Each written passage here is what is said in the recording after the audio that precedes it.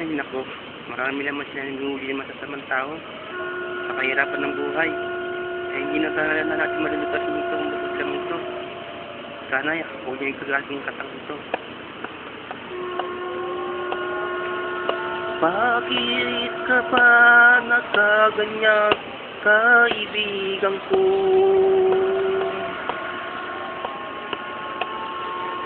Sana'y huwag mong ikagalit ang awit ko. Ito'y para na rin sa mga taong bayan.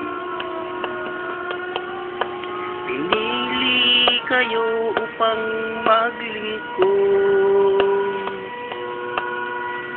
para iangat ang ating bansa.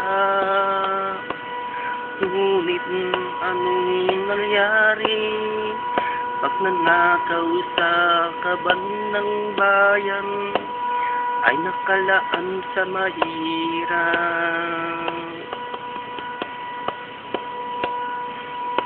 Pagmasdan nyo ang ating mga kababayan.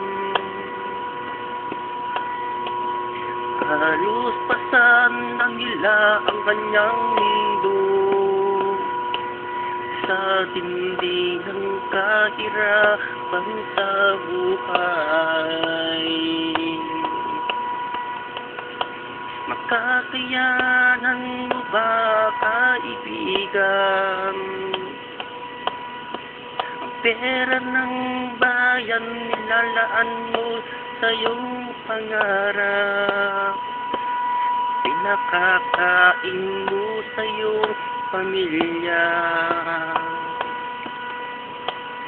Mag-isip ka sana, kaibigan ko, kung tama ba o mali ang ginagawa nyo. Wala na sanang kahirapan sa bayan kung tayo'y magkakaisa.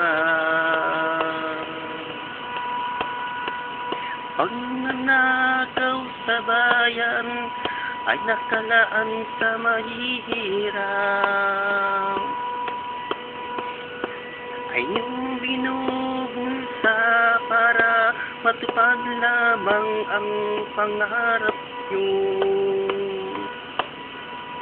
Paano naman mga batang umaasa na makamit ang kanilang pangarap? Pag-isipan mo ito, kaibigan ko, kung tama ba maling ginagawa mo. Pag nanakaw sa kaban ng bayan ay nakalaang dapat sa mahirap. Nakakaya mo bang bigay sa pamilya mo ang pagnanakaw sa kaban ng bayan?